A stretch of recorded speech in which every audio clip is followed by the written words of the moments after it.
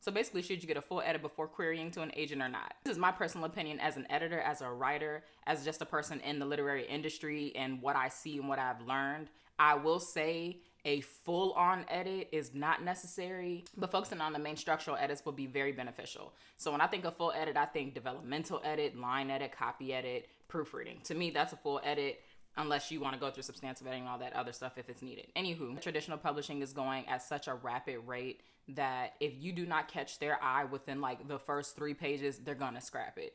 And to me, the only way that you're going to be able to get even close to perfection is if you go through an editing process beforehand. When I'm thinking of structural editing, I'm thinking of developmental editing and line editing.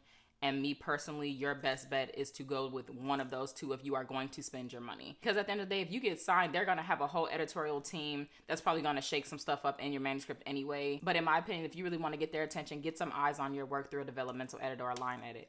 Maybe even the editorial assessment will really help too, because it's going to point out things that you can really work on or that you can change that's really going to help to elevate your story. When it comes to copy editing and proofreading, in my opinion, that's only grammatical. Grammar isn't necessarily going to elevate your writing. We could take fanfic, for instance. People love fan fiction. There's no telling how many grammatical errors are in that.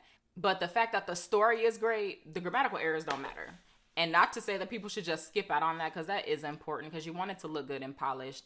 But I will say a grammatical error is not going to stand out nearly as much as if you have a huge pothole or a flat character. And when I say flat, because there's a such thing as a flat character, I'm talking about like a character that just has no depth and they're not interesting.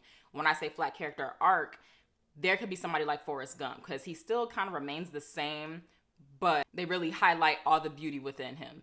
So in my opinion, he's a flat character, but you get to see all the highlights of who he is. So yeah, more on that later. So there are very big differences on how you can use editing to your advantage.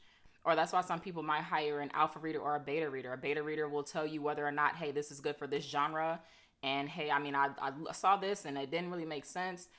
And an alpha reader is really going to point out to you like, this works, this doesn't work, blah, blah, blah, blah. Remember, they are different. But it really depends on how you want to go about this journey, who you choose in this journey. That'll help you get chosen by a literary agent. And this is, again, this is my opinion. This is what I have crafted for myself on if I ever want to get traditionally published or if I want to self-publish, because I do see what's going on and it is very different from even just 10 years ago. So full edit, not full on edit, not every stage of editing, but you want to make sure that you're getting some type of structural edits going that's going to help to elevate your story in a way where you're connecting all the dots, that you're making sure this character stands out the way that they're supposed to, and that things make sense. I hope this makes sense. Yeah, I hope that answers your question.